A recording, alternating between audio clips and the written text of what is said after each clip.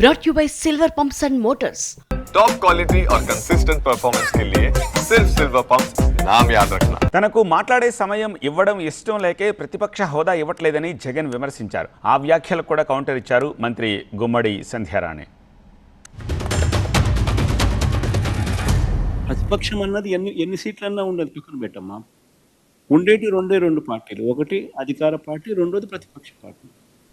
So ప్రతిపక్ష పార్టీని ప్రతిపక్ష పార్టీకి యాక్సెప్ట్ చేయడంలా. ఎందుకంటే యాక్సెప్ట్ చేస్తే ప్రతిపక్ష పార్టీకి ఒక నాయకుడు అనేవాడు ఉంటాడు కాబట్టి ఆయన ప్రతిపక్ష నాయకుడిగా యాక్సెప్ట్ చేయాల్సి వస్తుంది. యాక్సెప్ట్ ఒకవేళ చేస్తే నువ్వు చంద్రబాబు నాయుడు గారికి ఎంత మైక్ టైం ఇస్తావో అపోజిషన్ పార్టీ లీడర్కి కూడా అంతే మైక్ టైం ఇవ్వాల్సి వస్తుంది. అది ఇవ్వడం నీకు ఇష్టంలా కాబట్టి నువ్వు యాక్సెప్ట్ చేయడంలా. నువ్వు 175 మందిలో ఒక ఎమ్మెల్యేకి ఎంత సమయం ఇవ్వాలనో అంతే సమయం నీకు ఇస్తాను అని అంటే ఇవన్నీ ఎప్పుడు ప్రజలకు చెప్పగలుగుతాం, ఎలా చెప్పగలుగుతాం?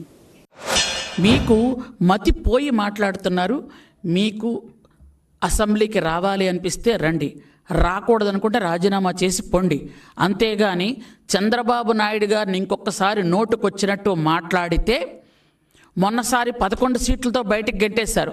ఈసారి వచ్చి మీ చొక్కా పట్టుకొని ఖచ్చితంగా కార్యకర్తే కాదు ప్రతి ప్రజలు కూడా నిలదీసి అడగాల్సినటువంటి ఒక దురదృష్టమైనటువంటి చర్య తెచ్చుకుంటారు మీరు.